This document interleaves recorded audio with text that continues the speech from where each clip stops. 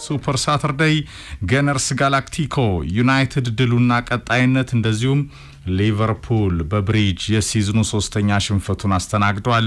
በቻምፒየንስ ሊግ በጋላታሳራይ ተሸንፏል። ከዛ በፊት በፓላስ ተሸንፏል። እንደገና ትናንትናም እንዲሁ የቀዩ ምድር ገናና ሊቨርፑል ሻምፒዮኑ ተሸንፏል። ሊቨርፑል ዳግም ሲሰፍር በከረመው የመጨረሻ ደቂቃ የድል ቁናው ተሰፍሯል። አሰልጣኝ ኤንዞ ማሬስካን ግማሽ ሜዳ በደስታ በጆዜ ስታይል ያስሮጠው የሽርፍራፊ ሰከንዶች ከድል ተቀይሮ በገባው ብራዚላዊ ታዳጊ ስቴቪዮ በብሪጅ ተፈጽሟል። ትናንትና የመጨረሻ ደቂቃ ካምባክ ነው በብሪጅ የታየው። ከምዕራብ ለንደን ቀለሙ ሰማያዊ ነው ስቴዲየሙ ብሪጅ። ክለቡ ቼልሲ በካሲዶ ሮኬት የተጀመረው የቼልሲ ጥረት ከሁለት ተከታታይ ሽንፈት በኋላ የብሪጅ ተወዳጁን ክለብ ለጣፋይ ድል አብቅቷል። በራስ አማራጭ ታላላቅ ከዋክብቶች ምክንያት የሚፈልገውን የጨዋታ ቅርጽ ውህደት ለመፍጠር ፈተና ውስጥ የወደቀው ሻምፒዮኑ ሊቨርፑል በጋብኮ ጎል ከምዕራብ ለንደን ላቻ ውጤት ያደረሰውን ጨዋታ በሽንፈት አጠናቋል። ሊቨርፑል በተከታታይ ሶስተኛውን ሽንፈትም ቀምሷል። የመሪነት ዙፋኑንም ለመድፉ ጋላክቲኮዎች ለቋል። 430 ሚሊዮን ፓውንድ ያፈሰሰው የክረምቱ ገበያ የቀዩ ምድር አዳዲስ ከዋክብቶች ገና በመጀመሪያው ዓመታቸው የሰመረ ጉዞ ላደረጉት የደቹ የኮብሱ አለቃ አርነ ስሎት ቀጣይ ጉዞ ከባዱን የቤት ስራ በስልጠና ህይወታቸው ይዞ እንደመጣም ትናንትና ከሰማያዊ መንደር ታይቷል። ሊቨርፑል ከኢንተርናሽናል ጨዋታዎች መልስ ለሶስት ተከታታይ ጨዋታዎች ሽንፈት አንጎቨሩ ለመውጣት በስምንተኛው ሳምንት ማለት ነው በወጥነት መቃኘት ፈተና የሆነበት እያረፈ የሚያሸንፈው የሩበን አሞሪም ማንቸስተር ዩናይትድን በቀዩ ትንቅንቅ በአንፊልድ ይገጥማል። ትናንትና በሱፐር ሳተርዴይ ጊዜው ከእንግዲህ የምናወራበት አይደለም፣ በተግባር የምንለውን ምን ማድረግ እንደምንችል የምናሳይበት ነው ያለው ሩበን አሞሪም ከኦልድ ትራፎርድ ሰንደርላንድን ከተሻለ የጨዋታ ቁጥጥር ጋር ቃሉን ጠብቆ 2-0 ረቷል። ማንቸስተር ዩናይትድ ይህንን እንቅስቃሴ በቀጣይም በወጥነት ለማሳየት ይችላል ወይ የሁሉም ጥያቄ ሆኖ አሰልጣኝ ሩበን አሞሪም ከከፍተኛ ጫና ጋር ከተደራራቢ ሽንፈት ጉዞ መልስ ውጤታማ እንቅስቃሴ ግን ትናንትና አድርጓል። የዩናይትድ ኮንሲስተንሲና ቀጣይነት ላይ ግን እናነሳለን። ዩናይትድ እያረፈ የሚያሸንፈው ክለብ ይመስላል። ውጤታማ የጨዋታ ቁጥጥር፣ እርጋታና የተሳካ ጌም ማኔጅመንት ከጥቋቁር ድመቶቹ ፊት ያሳየው ዩናይትድ ለቀጣይ ጉዞ የራስ መተማመን ሊያላብሰው የሚችል ወሳኙን 3 ነጥብ አሳክቷል። የሚጠቀምበት ከሆነ በተለይ ከቲያትር ኦፍ ድሪምስ ከቲያትሩ ዓለም በቴክኒክ ኤሪያው ከነሙሉ የዩናይትድ ቱታው ቶቦ ጨዋታውን ከጫና ጋር የመራው የ3-4-3 የጨዋታ ቀመር ታማኝ አቀንቃኙ ሩበን አሞሪም ዛሬም ሰፊ ክፍተት ባሳየው የጨዋታ እንቅስቃሴው መሃል ወደ አሸናፊነት መመለሱ ለቡድኑ የራስ መተማመን ሳይኮሎጂና ሜንታሊቲ ትልቅ እገዛ እንደሚያደርግ ይጠበቃል። ኮንሲስተንሲ ግን ዩናይትድ ይሄንን በዛኛው ሳምንት ይደግማል የሚለው ራሱን የቻለ ጥያቄ ነው። ዩናይትድና ድሉ እንደዚሁም ቀጣይነቱ ላይ ጥያቄ ምልክት አለ። የምናነሳው አብይ ጉዳይ ይሆናል። ገነርስ ጋላክቲኮ በተለይ ደግሞ በዋናነት ዴብዝ ለአርሰናል ጸጋ በረከት ለሊቨርፑል መከራ ሲሆን እንላለን። ሱፐር ማይክ አርቴታ በሮቴሽን በጣም በላቀ ጌም ማኔጅመንት፣ በላቀ ማን ማኔጅመንት፣ በላቀ የጨዋታ ቁጥጥር ጭምር በጣም ፕላንድ የሆነ ቡድን ሆኗል። አርሰናል 3 ነጥቦችን ያሳካል፣ ያሸንፋል። እውነተኛ በሻምፒዮንነት ቀለሙ ከመሪነት ዙፋኑ አናት ላይ የተቀመጠው ክለብ ሆኗል። በተለይ የሊቨርፑል ሰሞናዊ የውጤት ቀውስን ተከትሎ እድሉን በአግባቡ እየተጠቀመ ነው። የማጋሊሽ ሾው ከሴንት ጄምስ ፓርክ በዛች 90+6 የሽርፍራፊ ሰከንድ ታምር ላይ ውዱን 3 ነጥብ አሳካ። አርሰናል ተጠጋ። እንደገና በቻምፒየንስ ሊግ በላቀ ጌም ማኔጅመንት አሸነፈረው ምሽት። ዳግም ደግሞ ትናንትናም በለንደን ደርቢ ዌስትሃም በጣም የሚቸግረው ቡድን ነበረ። 300ኛው የማይክ አርቴታ ጨዋታ ነው። ይሄ አሰልጣኝ ያለፉት 3-4 ዓመታት ስህተቱን የቀረፈ በክረምቱ ገበያ በጣም ውጤታማ ግዢዎችን የፈጸመ ከአንድሪያ ቤርታ የላቀ ተጫዋቾችን የማሳመንና የመደራደር አቅም ጋር በመድፉ መንደር ከኖርዝ ለንደን ፎሬቨር ገኒንግ ፎር ግሬትነስ የተሰባሰቡ የመድፉ ጋላክቲኮች አርሰናልን በተረጋጋ ትራክ ላይ በአሸናፊነት እንዲጓዝ እያደረጉት ይገኛሉ። ዴብዝ አማራጭ ከዋክብቶች እንደዚሁም የቡድን ጥልቀት ለአርሰናል ጸጋ በረከት፣ ለሊቨርፑል ደግሞ በተቃራኒው መከራ ሆኖ መጥቷል። የዛሬ አብይ ጉዳያችን ይሆናል።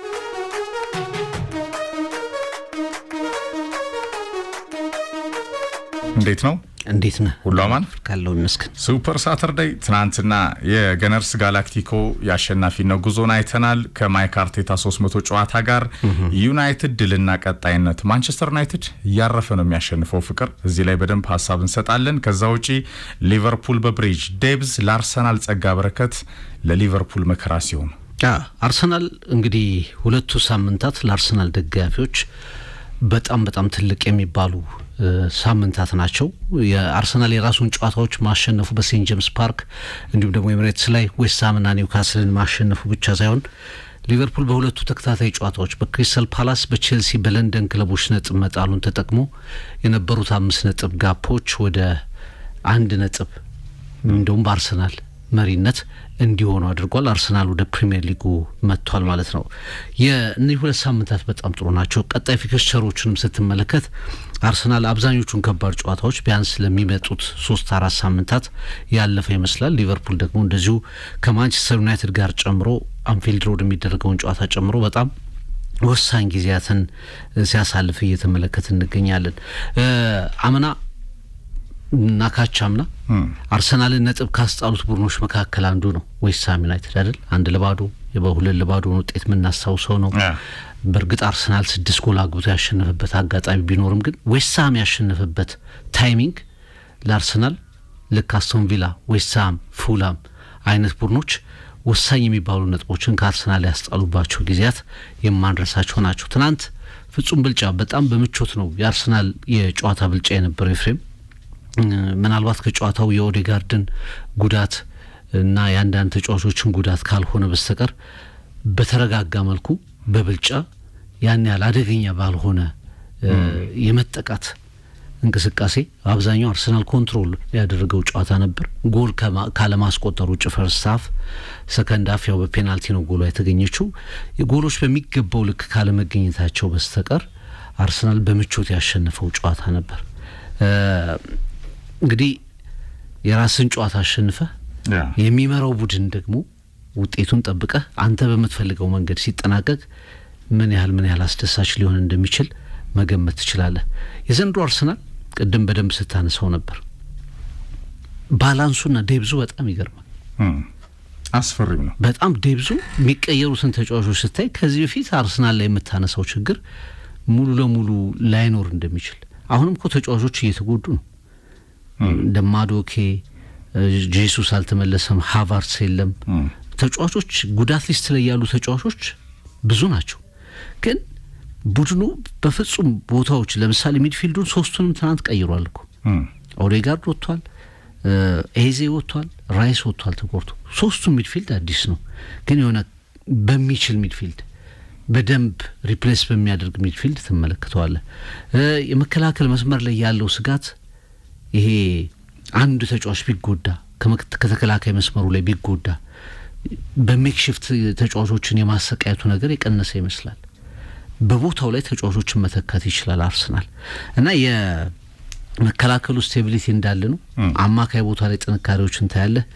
የማጥቃት መስመር ላይ የኮሬሽ እንደው በሚታወቅበት ልክ ጎል ያስቆጥራል ተብሎ በሚታሰብበት ልክ ጎል አላስቆጠረ ካልሆነ በስተቀር የአርሰናል እንቅስቃሴ ላይ ኢምፓክቱን የተጽዕኖውን በቀጥታ እያሳረፈ ያለ ተጫዋች እንደሆነ በደንብ መረዳት ትችላለህ።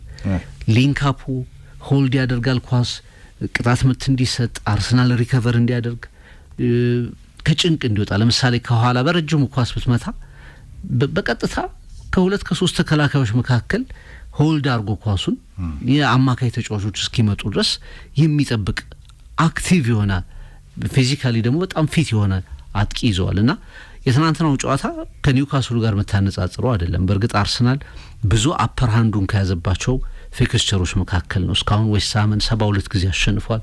40 ጊዜ ነው በዌስትሃም የተሸነፈው፣ 38 ድሮ ነው። ሂስቶሪካሊ በጣም ዶሚኔት ከሚያደርጋቸው መርሃ ግብሮች መካከል አንዱ ነው። ዴክላን ራይስ የቀድሞ ክለቡ ላይ ጎል አስቆጥሯል። ቡካዮ ሳካ በፔናልቲ ጎል አግብቷል። በ200ኛ ጨዋታው ፔናልቲ አስቆጥሯል። በአጠቃላይ ብዙ ፖዚቲቭ ነገሮች በጨዋታው ላይ ብቻ ተንተርሰህ ለአርሰናል የምትወስደው ነገር እንዳለ ሆኖ ጌሞችን አቅልሎ ማሸነፍ፣ ያለ ጫና ማሸነፍ ተቸግሮ አትመለከተውም። በ90 ደቂቃ በጭንቅ ውስጥ ከዚህ በፊት እንደነበሩት የዌስትሃም አስቶን ቪላ ጨዋታዎች በጭንቅ ውስጥ የማትመለከተው ጨዋታ ሆኗል።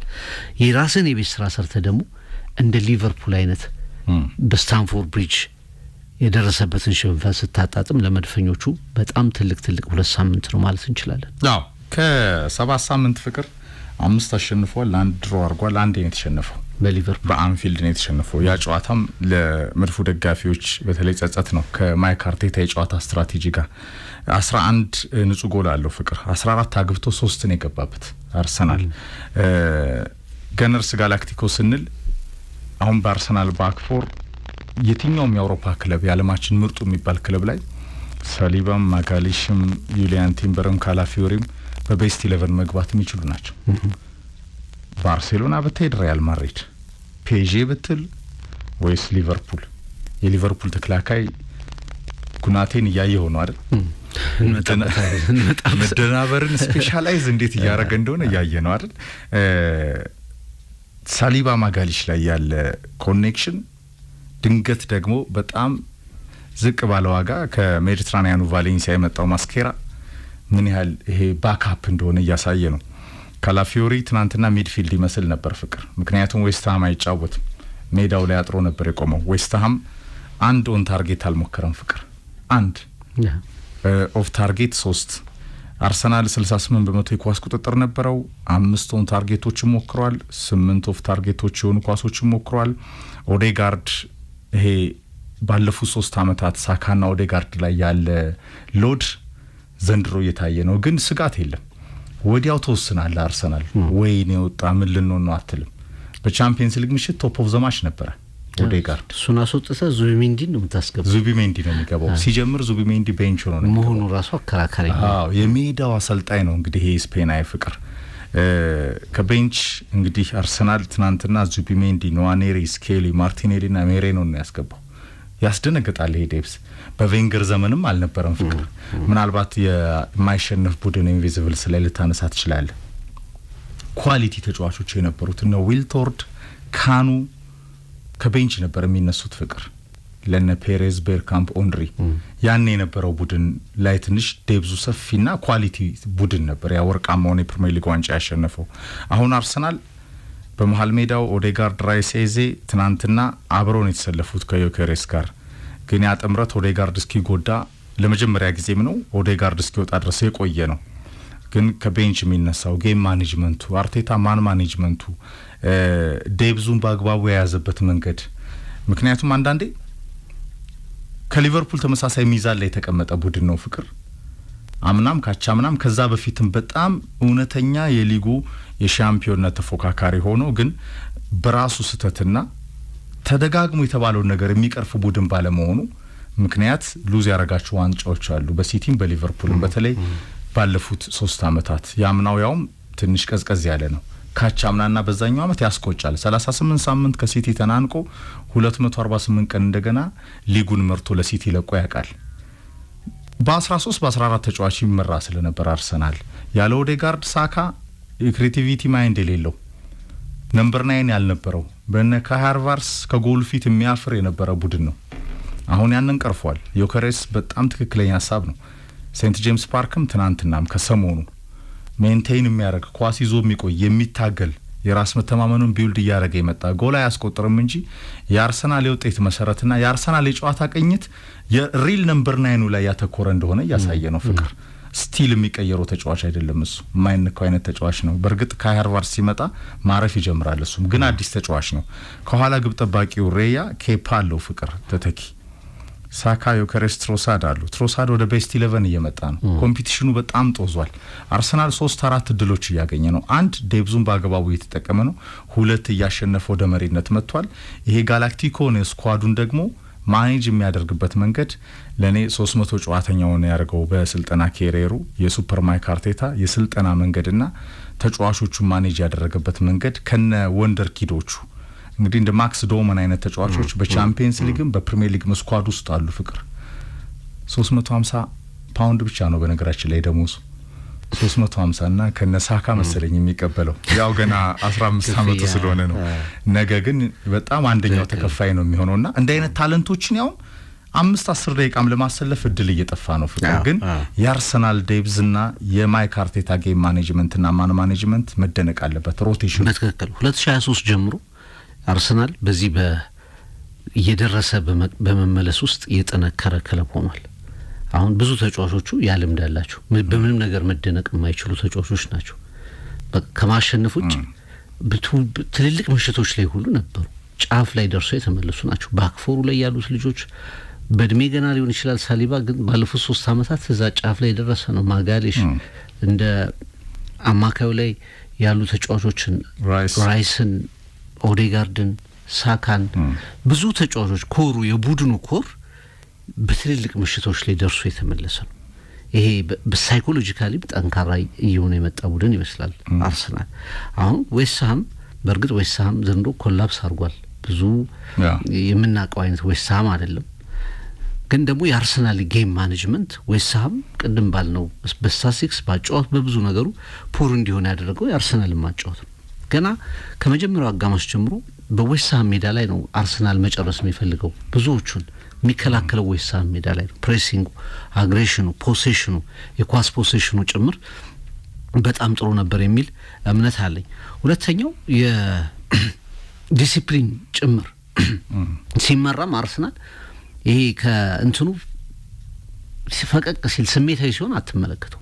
አሁን በኒውካስሉ ጨዋታ ደቂቃው 80 አልፎ ራሱ አርሰናል በጣም በእርጋታ ለመጫወት ሙከራ ያደርግ ነበር።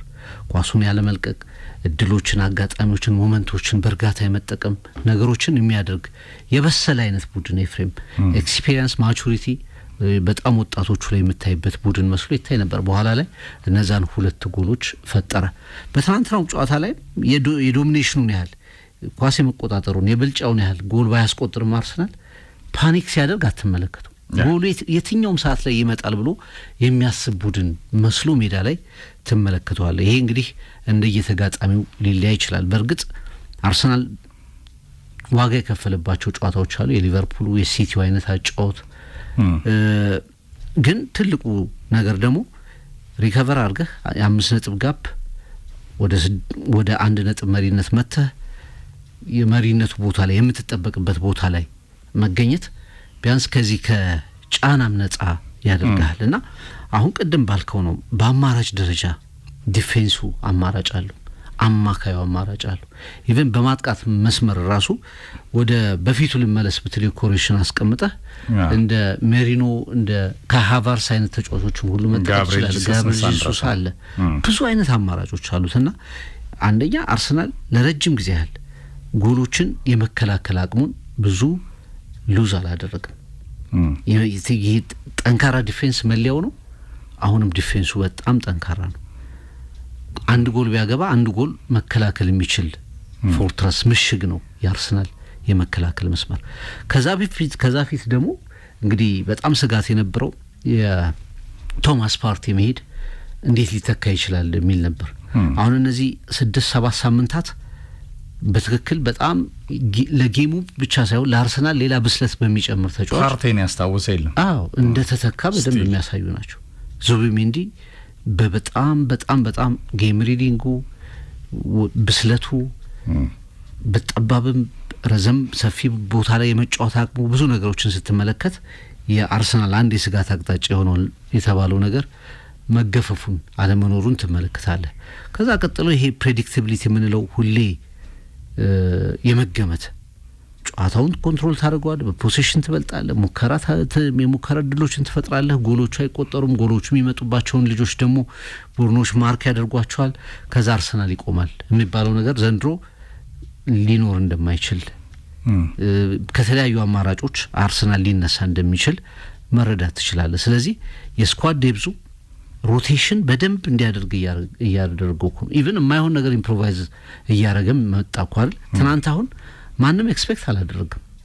ዴክላን ራይስ 6 ቁጥር ቦታ ላይ ከዛ ኦዴጋርድንና ኤዜን በጣም ብዙዎች አልጠበቁም። ምክንያቱም የዙቢሜንዲን ቦታ ይነካዋል ብሎ ያሰቡ አልነበሩም። እንደውም ልክ ኦዴጋርድ ተጎርቶ ኤፍሬም ዙቢሜንዲ ሲገባ ለአርሰናል እንደው ጥሩ ድል የተጫዋቹ ጉዳት መጥፎ ቢሆንም የኦዴጋርድ ግን አሰላለፉ ላይ የተሰራውን ስህተት በሆነ አሰልጣኙ ላይ ባልወሰነው መንገድ እንዲያስተካክለው ያደረገ የረዳ እና አርሰናልን በጊዜ ያስተካከለ ብለው የሚያስቡት አሉ። እና ሮቴሽኑ በደንብ እንዲኖር አድርጓል። ይሄ ወደፊት ጨዋታዎች ሲደራረቡ ውድድሮች ጠንከር ሲሉ በብዙ ውድድሮች አርሰናል ስለሚሳተፍ እያንዳንዱ ጨዋታ እያንዳንዱን ቻምፒዮንሺፕ ማኔጅ እንዲያደርግ ያግዟልና ለአርሰናል በጣም በጣም ጥሩ 2 ሳምንት ለሚኬል አርቴታ የስህተቶቹን ያረመበት 2 ሳምንት በነጥብም ባጫወትም ነገሮችን አርሞ የሚገባው ቦታ ላይ የተገኘበት 2 ሳምንት ነው ብለን ግን ማለፍ እንችላለን። አርሰናልን ኤክስፔሪየንስና ሜንታሊቲ ፍቅር ምናልባት በአርሰናል አብሮ በቃ ይሄ ፊት ያደረጉበት ወቅትም ያለ ይመስለኛል። ለኔ ኤክስፔሪየንስ ያልኩት ደጋግሞ በሻምፒዮን ፉክክሩ ከፊት ያለ ቡድን ነው። ያ የቡድኑን የራስ መተማመን በጣም ቢውልድ አድርጎታል። በየትኛው ምሽት አትሸበርም፣ ማታቀው ነገር አይኖርም። አዲስ አይደለም ይሄ ከዋንጫው ስር በጋለ ፉክክር አመቱ ሙሉ መቆየት ለአርሰናል አዲስ አይደለም። ይሄ ድንገት ብቅ ጥልቅ የሚል አይነት ቲም አይደለም። ላለፉት 3 አመታት እዛ አካባቢ ነበር አርሰናል ፍቅር። ይሄ ትረስት ዘ ፕሮሰስ ማይክ አርቴታ ፕሮጀክቱ ዴቨሎፕ ሲያደርግ ባለፉት 5-6 አመታት ፍቅር በተለይ ያለፉት 3 አመታት ደግሞ ሪያሊቲ ቼክ አርሰናል ከሲቲ አንገት ለአንገት የተናነቀው ከሊቨርፑል አንገት ለአንገት የተናነቀው ቡድን ነው ከነበሩበት ጥያቄዎች ጋር ያንን ኢቫሉዌት ያደረገ ፕሮጀክት ነው ፍቅር ክረምቱ ገበያ ላይ ወደ 9 ተጫዋቾችን መድፎ መንደር ያደረሰው። አሁን ከፍ ያለ ሻምፒዮንነት ሜንታሊቲ ያላቸው አሁን ቡካዮ ሳካ፣ ኦዴጋርድ፣ ዴክላን ራይስ አይነት ተጫዋቾች በቡድኑ አሉ። አምና በቻምፒየንስ ሊግ ሪያል ማድሪድን ጭምር የገነደሰ ቡድን ነው። ካቻምና ኳርተር ፋይናል አምና ሰሚ ፋይናል ደርሷል። ዘንድሮ ፋይናል የሚያልም ሰሚ ፋይናል ብርቁ ያልሆነ ነው። ኢቭን በቻምፒየንስ ሊግ በፕሪሚየር ሊግ ሁለተኝነት ላይ ስቲክ ያደረገ በሁለተኝነቱ የተሾፈበት ነገር ግን የፕሪሚየር ሊጉን ዋንጫ ጆሮ እየነካ የተመለሰበትን ምክንያትንም ቁጭ አርጎ ቴብል ላይ የመለሰ ቡድን ነው ፍቅር።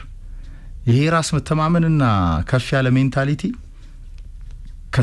ከተመለሱት የአርሰናል ጥያቄዎች ጋር የዴብዝ ጥያቄ፣ የአጥቂ ጥያቄ፣ የአማራጭ ጥያቄ ፈጥኖ እንዲሰራ አንዱ መንገድ የሆነ ይመስለኛል።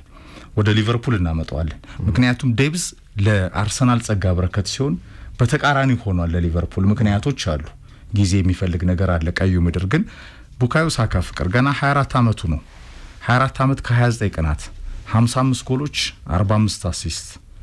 ኦንሪ በ25 አመቱ 71 ጎሎች 29 አሲስት ነበረው። ፋብሪጋዝ እንዲሁ በ23 አመቱ 35 ጎሎች 65 አሲስት ነበረው። ሳካ ጥቁር አዝሙድ የመድፉ ጋሪንቻ ፍቅር ኳስ መሸፈን ድሪብል ማድረግ የሚችለው በቀኙ ኮሪደር ካለ ተጽዕኖ በጣም ከፍ ያለ እንደ ሞዴል እየተቆጠረ ያለ ብሪቲሽ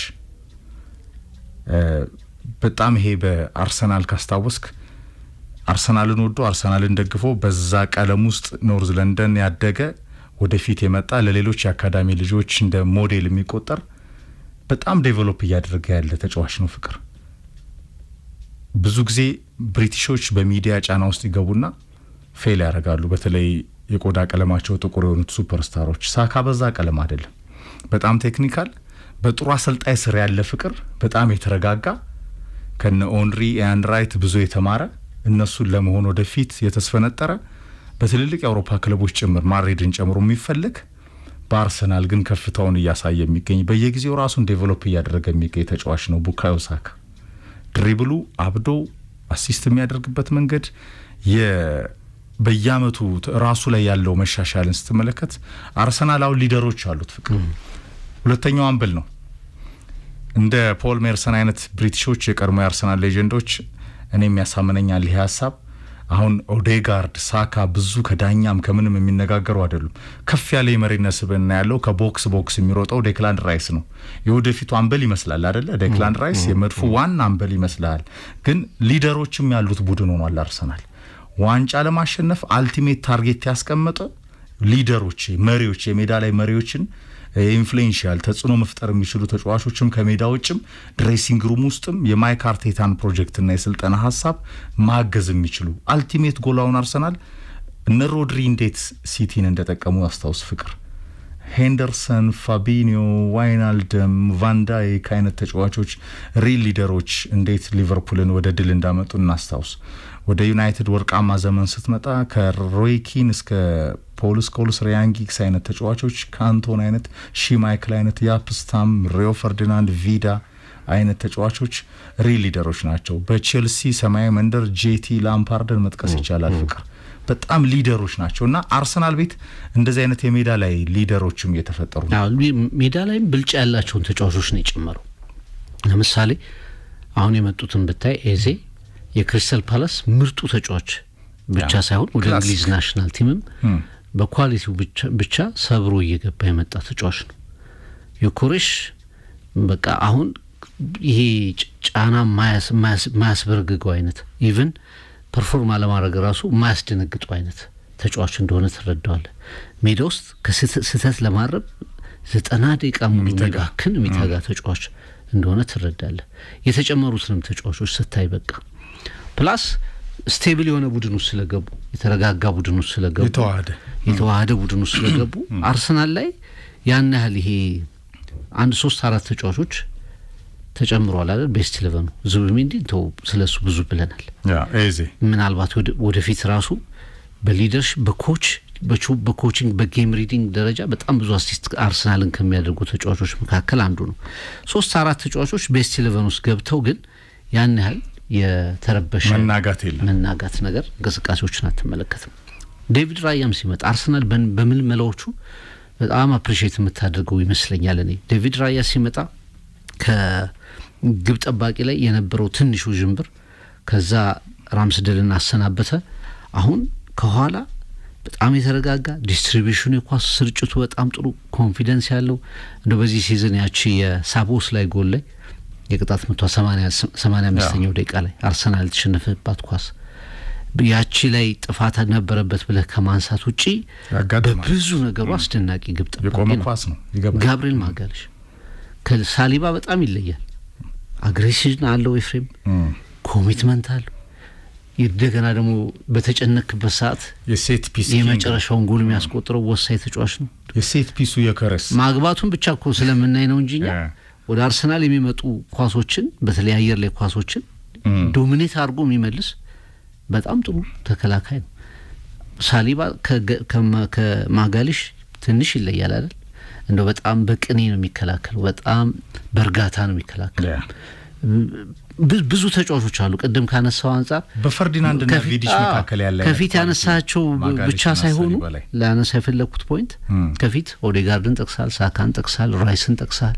ከፊት ያሉት ብቻ ሳይሆኑ ከኋላም ከግብ ጠባቂው ጀምረህ እስከ ፊት መስመር ድረስ በጣም አርሰናልን ነገር ሊያስተካክሉ የሚችሉ የነበሩ ተጫዋቾች እና አዳዲስ ተጫዋቾች አሉ። ግን ሁሌም እንደምለው ስለ አርሰናል አሁን ኤክስፔክት ነው የሚደረገው፣ ሻምፒዮን እንዲሆን ኤክስፔክት ነው የሚደረገው። እንዲያሸንፍ አይደለም የሚጠበቀው፣ ጨዋታዎችን እንዲያሸንፍ አይደለም፣ ዋንጫ እንዲያሸንፍ። በመጨረሻ ግንቦት ላይ የሚገባው የአንደኝነት ቦታ ላይ እንዲቀመጥ ነው የሚፈልገው። ለዛ ነው እንደዚህ አይነት ጨዋታዎች ማተር የሚያደርጉት ለአርሰናል ሞር። እያንዳንዱን ጨዋታ ማሸነፍ ነው መጨረሻ ላይ ግንቦት ላይ ከላይ የሚያደርስ። በእያንዳንዱ ሳምንት ላይ ከፊት መገኘት ነው። ወይ ደግሞ ልክ ሊቨርፑል አምና 10 ምናምን ነጥብ ጋፕ ፈጠረ፣ መጨረሻ ላይ እንትን ቢያረግም ቢቸገርም ኦሬዲ ዋንጫውን በነጥቦች ጋፖች አረጋግጦ ስለነበር ተከታዮቹ ምንም ማድረግ የማይችሉበትን አይነት ጋፕ መፍጠር መቻል አለበት። ለዛ ነው ዊክ ኢን ዊክ አውት አርሰናል ማሸነፍ ያለበት። ለምንድን ነው? ጌም ከማሸነፍ በላይ ነው የአርሰናል ጫና፣ ሻምፒዮን የመሆን ጉዳይ ብቻ አላማ ተደርጎ ስለሚነሳ። ለዛ ግን እስካሁን ባየናቸው ጨዋታዎች ትልልቅ ቡድኖችን ሲቲን ገጥሟል፣ ማንቸስተር ዩናይትድ እና ሊቨርፑልን ገጥሟል፣ እንደ ዌስትሃም አይነት ቡድኖችን ገጥሟል፣ ሊድስ ዩናይትድን የመሳሰሉ ደግሞ ትንሽ ደከም ያሉ ቡድኖችን ገጥሟል። ግን በሁሉም ጨዋታዎች ላይ የአርሰናል ስትሬንግዞች ተመሳሳይ ናቸው። አርሰናል እንደ ቡድን በጣም የተሻሻለ ቡድን ሆኖ ለመቅረቡ ፍንጮችን የሚሰጡ ነገሮች አሉ። መጨረሻ ላይ ነው የምታወራው። አሁን በ6 ነጥብ ሊቨርፑል መርቶ ነበር። ከ2 ሳምንት በኋላ አርሰናል በ1 ነጥብ መርቷል። ተለዋዋጭ ነገሮች ሊከሰቱ ይችላሉ። ስለዚህ የትኛው ቡድን ኮንሲስተንት ነው፣ የትኛው ቡድን በወጥነት አሸነፈ ነው ፕሪሚየር ሊጉ ላይ ትልቁ ጥያቄ የሚመስለኝ። ከዚህ አንጻር መድፈኞቹ እያንዳንዱን ጨዋታ የማሸነፍ ግዴታ ውስጥ ገብተው የሚያከናውኑበት አመት ነው የሚል ሀሳብ ነው ያለኝ። አዎ ከአርሰናል ጋር ያለን ጉዳይን እያጠቃለልን ወደ ዩናይትድ ድልና ቀጣይነት እንደዚሁም ሊቨርፑል ላይ በዚሁ አያይዘን ሊቨርፑል ላይ እንመጣለን። በብሪጅ ሊቨርፑል የነበረው ሚና እንደዚሁም ደግሞ ቼልሲ ከሁለት ጨዋታዎች በኋላ የማሬስካ ቡድን ያሸነፈበት መንገድና ቼልሲ ላይም ኮንሲስተንሲ ነው ጥያቄ የሚመጣው ፍቅር የምናነሳው ሀሳብ ይሆናል። በነገራችን ላይ የአይን አለም ኃይሌ የመጨረሻ 10 ደቂቃ ፕሮግራም በፍጹም አይቆረጥም። ብዙ አድማጮች ቴክስት እያደረጉ እያየው ነው። ፍቅር ጥቅምት 28 2011 ከወጣችሁ ሃትሪክ የአይን አለም ኃይሌ ቀድሞ የዋሊያ ኮከብ ቁም ነገርን በደንብ እናነሳለን። ከኢትዮጵያ ስፖርት ከኢትዮጵያ እግር ኳስ በጣም አሁንም ድረስ ፈተና ከሆነ የዘረኝነት ጉዳይ ጋር በተያዘ ትልልቅ ሀሳቦች ነው ያነሳው። የብዙ አድማጮች ጥያቄ ነው። አይቆረጥም። ከ50 ላይ ለአይን አለም ሰዓቱን እንለቃለን ለማለት ነው። ከገነርስ ጋር ፍቅር ገነርስ ጋላክቲኮ በደንብ ያነሳናቸው ሀሳቦች ያስኬዳሉ። አርሰናል ዴብዙን ከማይክ አርቴታ ስትራቴጂ ጋር በጣም በአግባቡ ጸጋ በረከት አድርጎታል። ለሊቨርፑል ደግሞ መከራ ሆኗል። ይሄ በደንብ መነሳት ያለበት ሀሳብ ይመስለኛል። ዴብዝ ለአርሰናል ጸጋ በረከት፣ ለሊቨርፑል መከራ ሲሆን ደግሞ በተመሳሳይ ትሬንድ አርነ ስሎት ካቻምና ከየርገን ክሎፕ የወረሱትን ጥሩ ቡድን ሻምፒዮን አድርገዋል። በተረጋጋ ቅርጽ ኬዛን ብቻ ጨምረው ብዙም እድል ሳይሰጡት ፍቅር እንደ ኬዛ አይነት ተጫዋቾች ዘንድሮ በቻምፒየንስ ሊግ ቡድን ውስጥ እንኳን መመዝገብ አልቻለም። በሊቨርፑል የላቀ ዴብዝ ማሳያ ነው፣ ልክ በአርሰናል ቀለም። ነገር ግን ሊቨርፑል የቡድኑ ቅርጽና አሸናፊነት በማሸነፍ ውስጥ ችግሮች ሳይነሱ መቆየት እንደሚቻል አንዱ ማሳያ ሊቨርፑል ነው ፍቅር። የመጀመሪያዎቹን 5 ጨዋታዎች ከፓላስ ጀመረ። ይሄ በመጨረሻ ደቂቃ ላይ በራስህ በሰፈርከው ቁና መሰፈር እንዳለ ፓላስ አሳየን። በጋላታሳራይ ሜዳ ላይ እንደዚሁ ሊቨርፑል በዛ ማዕበል ውስጥ ተሸንፎ መጣ። እንደገና ደግሞ ትናንትና ቼልሲ አባካይ ነበር፣ ሊቨርፑልም አባካይ ነበር። በጨዋታ የተሻለ ቼልሲ ተንቀሳቅሷል። ጥሩ ቅርጽ ነበረው። በተለይ ወደ ጎል በመድረስ ደረጃ የማሬስካ ቡድን በመጨረሻ በስታቪዮ ያቺ የሽርፍራፊ ሰከንድ ጎል አሸናፊው ነው። ውዱን 3 ነጥብ አሳካ። የሊቨርፑል 3ኛው ሽንፈት ነው።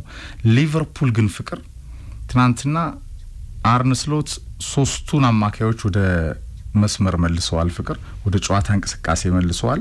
ክራቨንበርጅ፣ ማካሊስተርና ሳቦዝ ላይን ወደ ላይን አፕ መልሰዋል። የተነሳውን የቨትስን ጉዳይ ወደ ቤንችነት ቢመልሱም ሰከንድ አፍ አስገብተውታል። ሚናው ብዙ አልነበረም። ይሄ ተጫዋች ኳሊቲ ተጫዋች ነው፣ ግን ኢሳክ፣ ኤኪቲኬ፣ ፍሎሪያን ቨትስ እንደዚሁም ኬርኬዝ፣ ፍሪምፖንግ አይነት ተጫዋቾች ወደ 430 ሚሊዮን ፓውንድ የወጣባቸው ናቸው። ለሊቨርፑል ችግር ይዘው መጥተዋል። እንግዲህ ሊቨርፑል በሌት ጎል ድራማ በመጨረሻ ደቂቃ ጎል ድራማ አመቱን በብዙ ውድድሮች ላይ ሲያሸንፍ ተመልክተናል። ፕሪሚየር ሊጉን ሲጀምር ከበርንሞዝ ጋር ፌዴሪኮ ኬሳ በ88ኛው ደቂቃ ላይ ጎል አስቆጠረ። ኤፍሬም ሳላህ 94ኛው ደቂቃ ላይ ጎል አስቆጠረ። 2-2 እየመሩ 2-2 ሆነው ከዛ 4-2 ያሸነፉበት ጨዋታ። ኒውካስልን 2-2 ሆነው 100ኛው ደቂቃ ላይ እንጎማሃ ጎል አስቆጠረ። ከአርሰናል ጋር 83ኛው ደቂቃ ላይ ሳቦስ ላይ ጎል አስቆጠረ። ከበርንሊ ጋር ሙሐመድ ሳላህ 93ኛው ደቂቃ ላይ በፔናልቲ ጎል አስቆጠረ። 1-2 ያሸነፉበት ጨዋታ ነበር። ቻምፒየንስ ሊግ ከአትሌቲኮ ማድሪድ ጋር በመጨረሻ ደቂቃ ቫን ዳይክ 92ኛው ደቂቃ ላይ ጎል አስቆጠረ። እንደዚሁ ከሳውዛምፕተን ጋር ሊቨርፑል በሴንት ሜሪ 2-1 ሲያሸንፍ ኤኪቲኬ 85ኛው ደቂቃ ላይ አስቆጠረ። ከዛ በኋላ ሊቨርፑል በጣም ጠንካራ ጎኖቹ ብለን የምናስበው በየጨዋታው ላይ ምን ነበር? እንደዚህም ሆኖ የተፍረከረከ ያልተዋሃደ አዳዲስ ተጫዋቾች ያሉበት ቡድን ሆኖ ግን ነጥቦችን ይዞ እየወጣ ነው። 15 ነጥቦችን ከመጀመሪያ 5 ጨዋታዎች ከቻምፒየንስ ሊግ የመጀመሪያ 3 ነጥብ መውሰድ ችሏል። በጣም በታጋይነት ይሄ ሬዚሊየንስ በማሳየት በአለመሸነፍ በሚል ነጥቦችን ስናነሳ ነበር። ከዛ ሊቨርፑል በሚያሸንፍበት ፋሽን ክሪስታል ፓላስ 87ኛው ደቂቃ ላይ ኒኪታ 97ኛው ደቂቃ ላይ 2 ጎል አስቆጥሮ ማለት ነው። ከዛ ቼልሲ ደግሞ ትናንት በ95ኛው ደቂቃ ላይ የጋላታሳራይ በፔናልቲ በጊዜ የተቆጠረች ጎልም ብትቆጠር በፔናልቲ ተሸነፈ። በአንድ ሳምንት ውስጥ 3 ሽንፈቶች ይፍር የመሸነፉ ጉዳይ አይደለም። አንዳንዴ አሁን 5 ነጥብ ጋፕ አርሰናል ከታች ነበር፣ ከላይ ወደ 6 ነጥብ መጥቷል። አሁን ሊቨርፑል በአንድ ነጥብ ዝቅ የማለቱ ጉዳይ አይደለም ለበርካታ ደጋፊዎቹ አሳሳቢ የሆነ የመጣው አንድ የቡድኑ ባላንስ ላይ ትልቅ ጥያቄ እየተነሳ መጥቷል። እንዴትስ ሊስተካከል ይችላል ነው። ወደ 450 ሚሊዮን ፓውንድ አካባቢ አውጥቷል። ይሄ 450 ሚሊዮን ፓውንድ መጀመሪያ የዝውውር ወቅት ላይ በጣም እንደ ትልቅ ብሌሲንግ ነው ሲቆጠር የነበረው ኤፍሬም። ቡድኖች ሁሉ በሊቨርፑል ስር እንደሚሆኑ አይነት ምክንያቱም የመጡት ተጫዋቾች ኳሊቲ በየነበሩበት ቡድን በጣም የሚያስደነግጥ ስለነበር ፍሎሪያን ቨትስ 116 ሚሊዮን ፓውንድ አካባቢ ነው የወጣበት። አይዛክና ኤኪቲኬን ደግሞ አጣምረስ ገና ወደ ቡድኑ ሳይገቡ በሊቨርፑል በዛ ጠንካራ በነበረ ሊቨርፑል ውስጥ እነዚህን ተጫዋቾች ማግኘት ብለህ አስብ። ወረቀት ላይ የነበረውና ተጫዋቾቹ ወደ ሜዳ ፕራክቲካሊ ሲገቡ ግን የተፈጠረው ነገር በጣም አሳሳቢ መሆኑ አሁን ትናንትና ሳቦስ ላይ እኮ መጨረሻ ተፈጥሯዊ ተከላካዩን አስወጥተው ሳቦስ ላይን ወደ ቀይ መስመር አመጡት። የቼልሲን የግራ መስመር እንቅስቃሴ መጀመሪያ በጋርናቾ በኋላ በጊተንስ ያለውን እንቅስቃሴ መግታት ስለፈለጉም ጭምር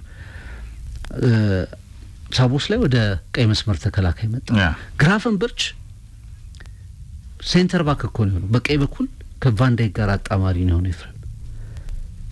ብዙ ነገሮቻቸውን በግዴታ ወደ መወሰን ቋሚ ተጫዋቾች ቦታቸው ላይ ትክክል ያልሆኑ ተጫዋቾች እንዳሉ የሚመለከት ፖዚሽን የማዛባት በስ እንግዲህ በጣም ከአጥቂዎቹ ጀርባ ሆኖ ብዙ ነገሮችን ያቀርባል፣ የጎል እድሎችን ይፈጥራል ተብሎ ተስፋ የተሰጠው የተጣለበት ተጫዋች ነው። እስካሁን በነበሩ ጨዋታዎች ላይ ምንም አይነት ጎል ኮንትሪቢዩሽን የለውም። ጭራሽ አሁን ከሜዳ ውጭ በነበረው ዲስከሽን ካሰላለፍም ውጭ በአሰልጣኙ ጫና ውስጥ ገብቶ ይሆን አይሆን አይታወቅም። ትናንትና ካሰላለፍ ውጭ ሁሉ አድርገውታል። የመጀመሪያው ካይሴዶ ጎል ሲቆጠር ከሊቨርፑል ዲፌንስ ፊት ከመጨረሻው ዲፌንስ ፊት ውጭ ማንም ተጫዋች የለም። ማካሊስተር የለም፣ ግራቨንበርች የለም። በአጠቃላይ ቼልሲ እንደውም ቤስት የማጥቃት እንቅስቃሴውን አላደረገም። ቼልሲ የቼልሲ ጥንካሬ ምን ነበር? የሞይሴስ ካይሴዶና የኤንዞ አግሬሽን ነበር። የኮኮሬላ ሜዳ ማካለል እና ይሄ በመስመሩ ዊድዙ አስፍተው የመጠቀም ፔድሮ ኔቶ በዚህ በኩል ጋር ናቸው። ሜዳውም በጣም በትልቅ ስፔስ ይጠቀሙ ነበር። ግን ይሄ አስጨናቂ ማጥቃት የሆነ ትንፋሽ የሚያሳጥር ማጥቃት ደግሞ ሊቨርፑል ላይ ብዙ አያደርጉም ነበር እንጂ ሊቨርፑል መከፈት ብዙ ጎሎችን እንዲያስተናግድ ሊያደርግ ይችል ነበር። አሁን ሊቨርፑል የመስመር ጨዋታው አደጋ ውስጥ ገብቷል። ጀርሚ ፍሪምፖንግ ሜሎስ ኪርኬዝን አምጥቷል። እነዚህ ሁለት ተጫዋቾች በሚታወቀው የሮበርትሰንና የአርኖልድ ሊቨርፑልን በኦቨርላፕ እንዲያጠቃ የማድረግ ነጻነት የመስጠት ነገር ውስጥ መከላከሉን ጫናውን የመቀነስ ነገር ውስጥ የሚገቡልህ አይነት ተጫዋቾች አይደሉም። ፍሪምፖንግ እንደውም አሁን እየተሰለፈ አይደለም። ሶ መሐመድ ሳላህ እንኳን ሲያገኝ የተገነጠለ ኢምፓክት የሌለው ሳላህ ብቻውን ታርጌት የተደረገ ያው በቃ ምንም እንደውም በትናንትናው ጨዋታ ሳላህ ለምን እንዳልተቀየረም ጥያቄን ማንሳት ትችላለህ እኮ ሰርቪስ ያጣ ሳላህን እየተመለከትክ ትገኛለህ። እና ቼልሲ አይነት እንደ ፓላስ አይነት ቡድኖች የሊቨርፑልን ይሄ ክፍተቱን በደንብ ተጠቅመዋል። መጨረሻ ላይ ደግሞ ማሬስካ እየደከመ በመጣው ሊቨርፑል ላይ እና ትንሽ ስቴብል አልሆነም፣ በአሰላለፉ ስቴብል አልሆነም። አሰልጣኙ ኢምፕሮቫይዝ እያደረጉ ነው እዛው ላይ ግራቨንበርች ኮናቴን አውጥተህ ተፈጥሯዊ ተከላካዩን ሊቨርፑልን 6 ቁጥር ላይ የሚጫወተውን ኮከብ ወደ ኋላ መልሰህ ለከርቲስ ጆንስ ሚናውን ሰጡት አይደል? እሱን አስገቡ። ብቻ እንደዛ ሊቨርፑል ኢምፕሮቫይዝ በሚያደርግበት ሰዓት ነገሮችን በሚሞክርበት ሰዓት ወጣት መቆም የማይችሉ ተጫዋቾችን አስገቡ። ማሬስካ በቀኝ በግራ መሀል ተከላካይ ቦታ ላይ ተጫዋቾችን አስገቡ። ጎሉ ተገኘ እና ሊቨርፑል ላይ የምታነሳው ችግር አሁንም ሊቨርፑል በጣም ጠንካራ ቡድን ሆኖ የመምጣት አቅም አለው፣ ሪሶርሱ አለው። እንደው ግፋቢል ወደ ቤዚኩ ቢመለስ ወደ ቀደሙ አምነው አሰላለፉ ቢመለስ ነገሮችን ማስተካከል እንደሚችሉ ታምናለህ። እንደ አይዛክ እና እንደ ኤኪቲክ አይነት ተጫዋቾች እድል ካገኙ እንደማይምሩ ትናንትም ጎል ሲያስቆጥሩት ተመልክተናል። በተለይ አይዛክ ለሃክፖ ሲሰጠው ኳሱን ተመልክተናል። እንደ ቨርስ አይነት ተጫዋቾች ምንም ቢሆን አጀማመራቸው መጥፎ ሊሆን ይችላል፣ ግን የሚጎለብቱ አይነት ተጫዋቾች እንደሆኑ ታምናለህ። ግን ይሄ ባላንስ እንዴት ይመጣል?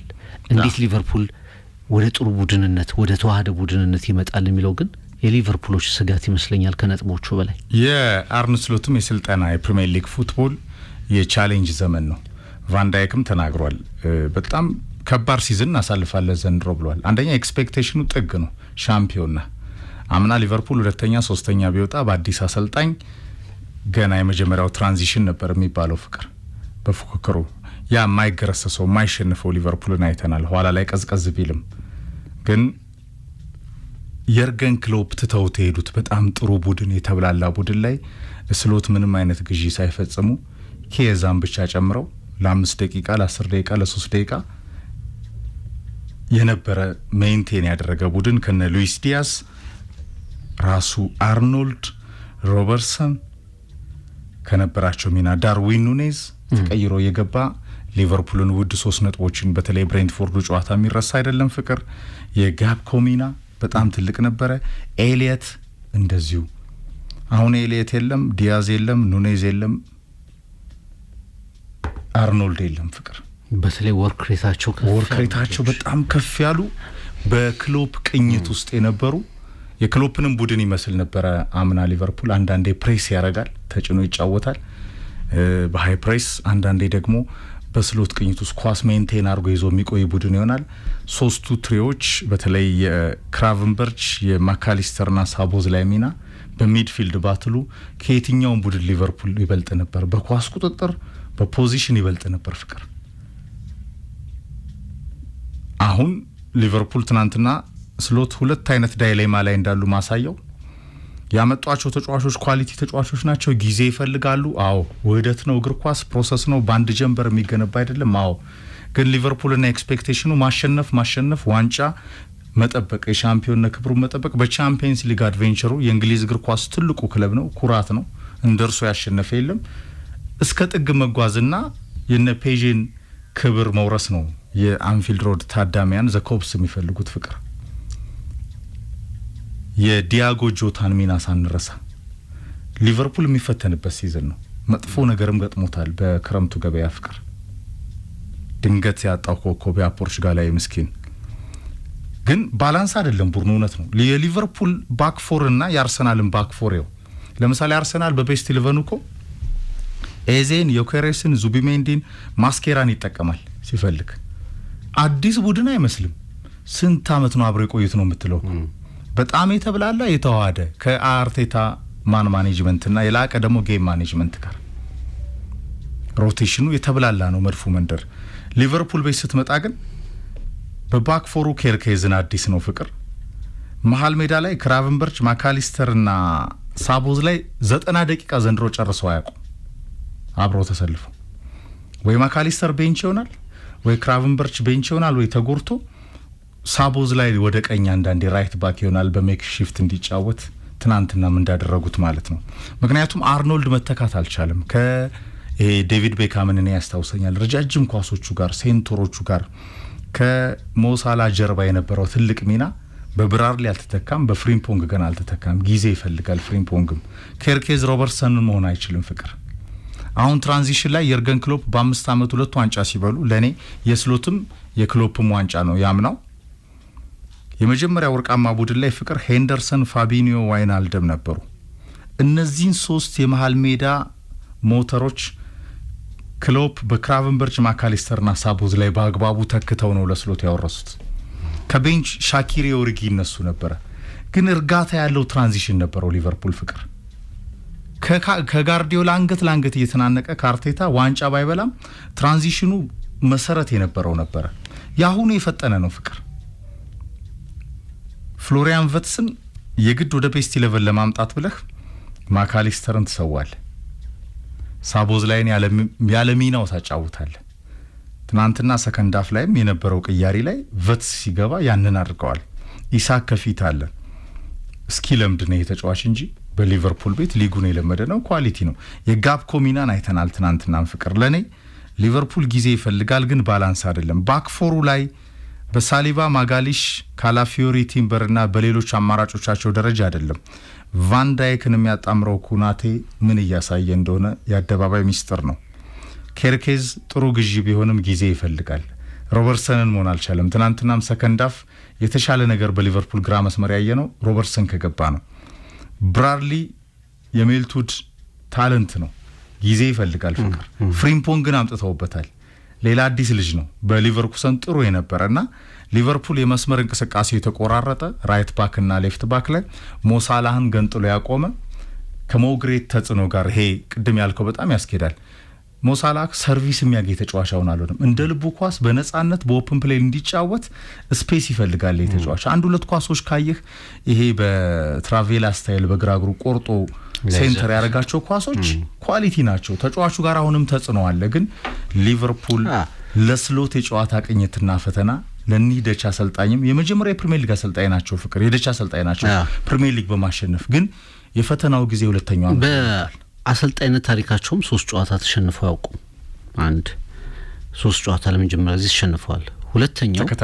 ሁለተኛው እንግዲህ የመጀመሪያው ቡድን ኦልሞስት ያልተነካ ቡድን ነው ማለት ከሂሳብ ውጪ ሌላው ቡድን በሙሉ ከየርገን ክሎፕ የተረከቡት ቡድን ነው።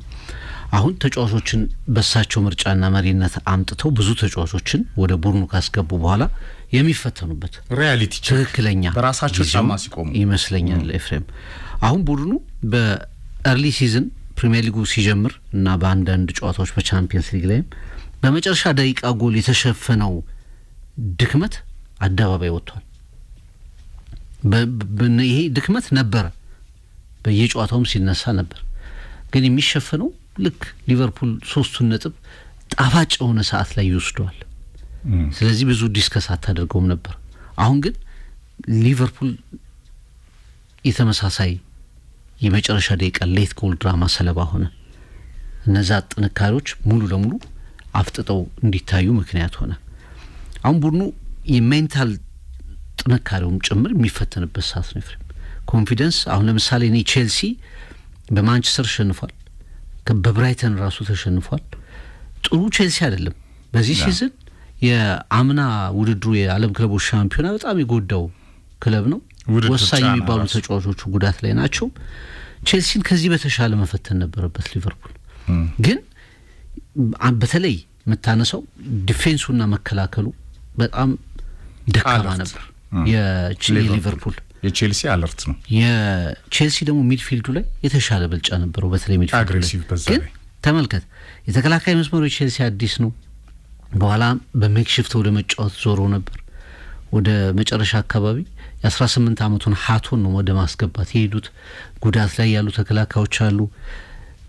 ያንን እንኳን መጫን ሊቨርፑል እድሎች መፍጠር ማስጨነቅ አልቻለም። አንዱ ምክንያት የሚመስለኝ እኔ ከዚህ በፊት ሊቨርፑል ትሬዎቹ 3ቱ ከፊት ያሉ ተጫዋቾች ያላቸው መግባባት አሁን የለም። ቪትስ፣ ኤዛክ፣ ሳላህ ብትል ወይ አክፖ፣ ኤኪቲኬ፣ ኬይሳ ብትል 6ቱም ተጫዋቾች በጣም አደገኛ ተጫዋቾች ናቸው።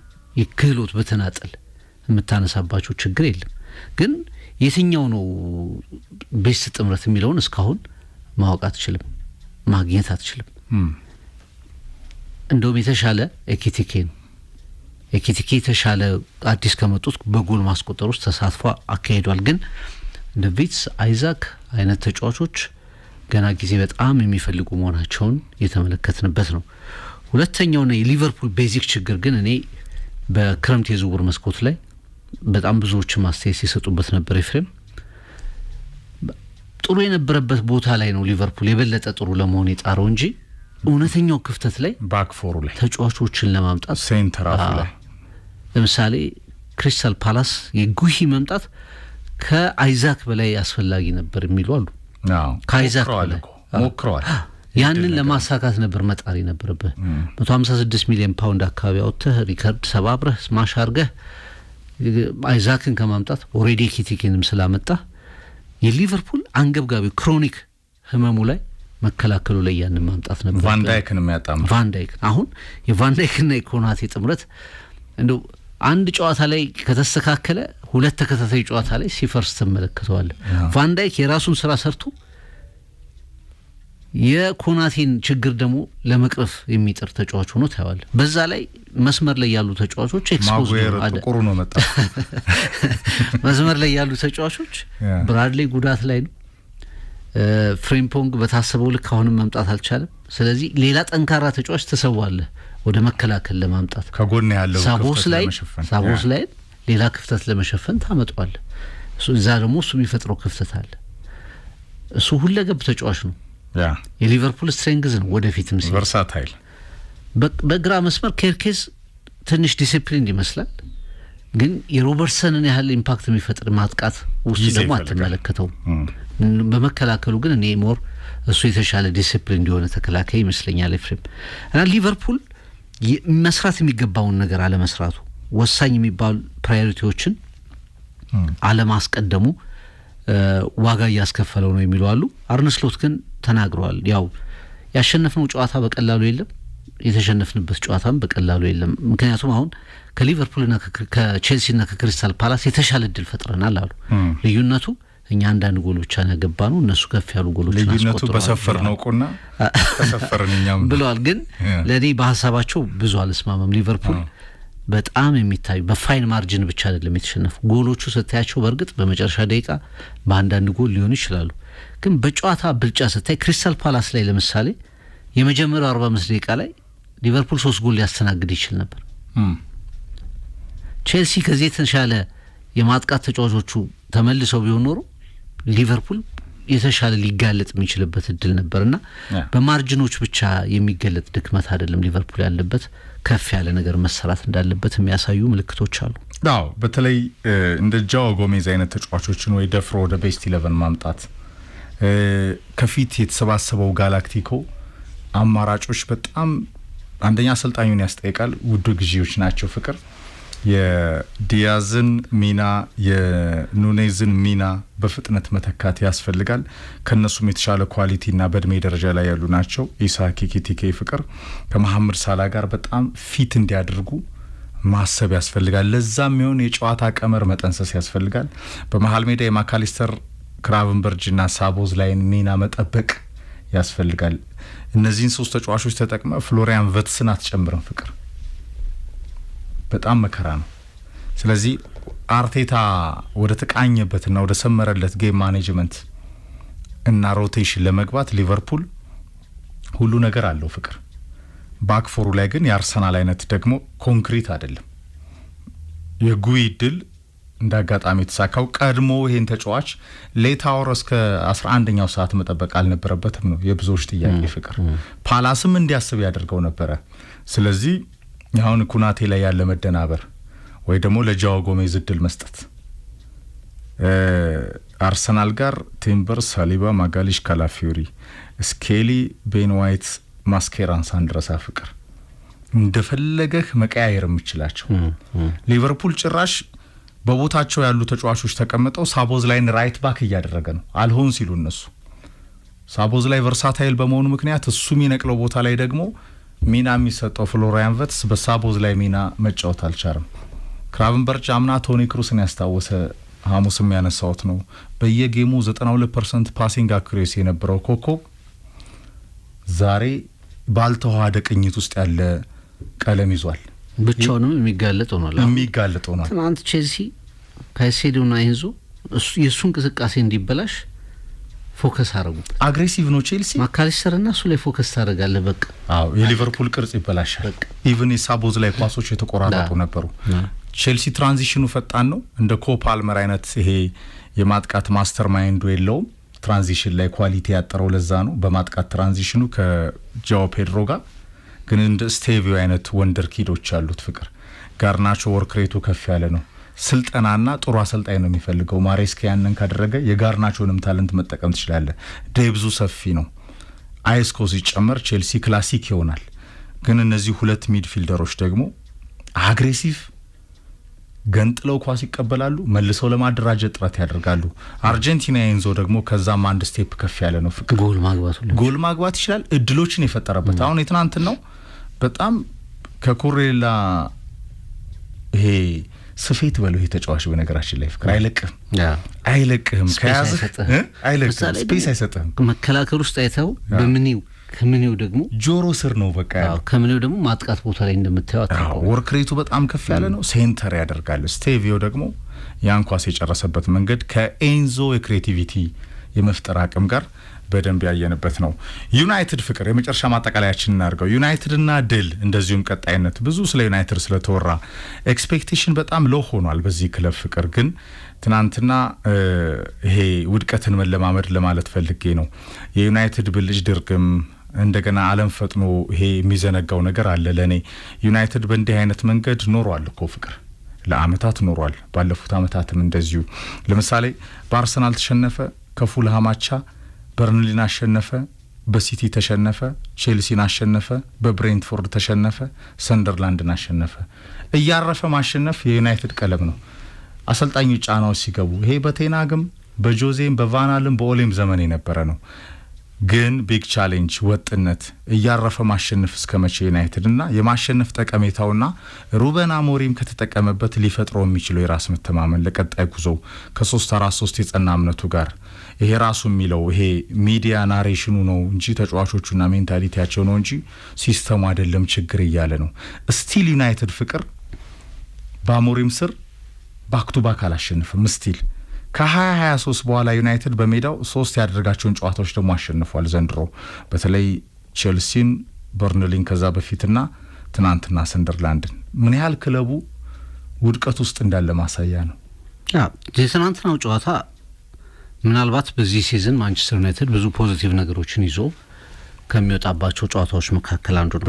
በጣም አስጨናቂ ቀጣይነቱስ ነበር ላሰልጣኙ። ምክንያቱም ያለፉት ጨዋታዎች ምን አይነት ዲፕሬሽን ውስጥ ደጋፊዎቹንም አሰልጣኙንም እንደከተተ የሚታወቅ ነው። ከዚህ አንፃር አንደኛ የመጀመሪያ ክሊን ሺት ኤፍሬም ምንም ጎል ሳያስተናግድ መከላከል ቅርጹ ጥሩ ነበር። የአማካይ ቦታው እንቅስቃሴው ጥሩ ነበር። ላሜንስ ግብ ጠባቂው ጥሩ ጅምር ተስፋ ያሳየበት ነበር። ኮንሲስተንሲዎቹ እና ወደፊት የሚሆነው ነገር የሚታይ ሆኖ ግን በቃ ማንቸስተር ባይንደርም ቀየርክ፣ ኦናናም ገባ። በቃ ይሄ የሚሰሩ ስህተቶች የሚያስደነግጡ ነበር። በእንደዚህ አይነት ተስፋ መቁረጥ ለነበረ ደጋፊ የአዲሱ ግብ ጠባቂ ሴን ላመንስ በጣም ጥሩ ነበር። አንዱ ፖዚቲቭ ነበር። መከላከሉ በጣም ጥሩ ነበር። እንደገና ዩናይትድ ብዙ ጊዜ እድሎችን የመጠቀም ችግር አለበት አይደል? አርሊ አንድ ጎል ካገባ ወይ ከገባበት ያንን ለማካካስ የሚሄድበት መንገድ፣ እድሎችን የሚያከሽፍበት መንገድ በጣም ተስፋ አስቆራጭ ነበር። በአርሰናል ጨዋታ፣ በፉላሙ ጨዋታ፣ በሌሎችም ጨዋታዎች ላይ እድል የመጠቀም ችግር። ከ8ኛው ደቂቃ ላይ ጎል አስቆጠረ። በሜሰን ማውንት ጎል አገባ። 31ኛው ደቂቃ ላይ ሁለተኛ ጎል ጨመረ። ጎሎቹ የበለጠ ቡድኑ ላይ ኮንፊደንስ ሲፈጥሩም ትመለከታለህ። የቀረበችው ያቺ ፔናልቲዋ በቫር የተሻረችው ፔናልቲ ነች ለዩናይትድ ትልቅ ስጋት የሆነችው እንጂ እና መጨረሻ ሌት ላመንስ ያዳናቸው ኳሶች በአብዛኛው ኮንትሮልድ የሆነ እንቅስቃሴ ነበር። ስለዚህ አንድ ለአሰልጣኙ ትንሽ የመስሪያ ስፔስ ይሰጠዋል። ሁለት ቡድን ውስጥ ኮንፊደንስ የሚጨምሩ ያጫወት ሂደቶች፣ መግባባቶችን ተመልክተናል። ኢቭን የቤንጃሚን ሴስኮ ጎል ማስቆጠር ብቻ ከጨዋታው 3 ነጥቡን አንድ መውሰድህ፣ ሁለት በተደጋጋሚ በችግር መልክ ይነሱ የነበሩ ነገሮች ተስተካክለው መመልከታችን ማየታችን በዚህ ቡድን ላይ፣ ሶስተኛው ደግሞ ምናልባት የሚስተካከል ከሆነና የሚሆን ከሆነ ይህንን ነጥብ ይዘህ ይህን መነሳሳት ይዘህ አንፊልድ ሮድ ላይ ተከታታይ ድል ማስመዝገብ ከቻልክ ብዙ አራቅም ሲዝኑ መጀመሪያ ላይ ነው።